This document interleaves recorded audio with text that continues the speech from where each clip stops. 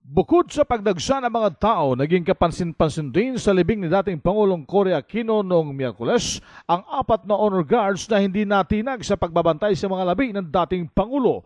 Kaya't isang parangal ang ibibigay sa kanila ng Armed Forces of the Philippines at ng Philippine National Police. Ayon kina Lieutenant Colonel Romeo Browner Jr., ang opisyal na tagapagsalita ng AFP, at Colonel Leonardo Espina, ang opisyal na tagapagsalita ng Philippine National Police. Ang 4 na pararangalan ay sina Police PO1 Danilo Malab Jr., Philippine Army PFC Antonio Cadiente, Philippine Air Force Airman 2nd Class Hener Lagindaan, at Philippine Navy Petty Officer 3 Edgardo Rodriguez. Our very own PO1 na Malab is a symbol or an epitome of discipline here in the Philippine National Police. Naramdaman ko lang sir yung yung excitement. Tapos doon sa mga tao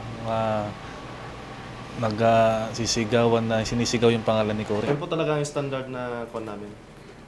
Tayo namin.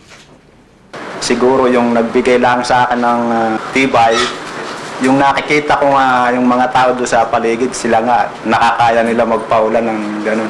Bakit hindi ko kayanin ito? Hindi natin sila sinisingle out. In fact, meron rin tayo yung yung mga pangalan ng mga nag-escort from Lasal Green Hills hanggang Manila Cathedral. So lahat sila sama-sama na bibigyan ng mga awards at ng parangal. So in other words, sinasabi ng ating Chief of Staff na si General Victor Ibrado that we will recognize all of our soldiers who were involved. And we are very proud of our 3 soldiers who stood guard dun sa flatbed, at nagtagal ng ganong number of hours dahil sila, they represent the best in soldiery.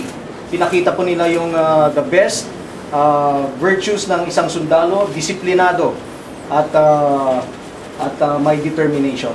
Si Lieutenant Colonel Romeo Browner Jr., ang opisyal na tagapagsalita ng AFP. RH 911, Bing Pormento ng DZRH nationwide.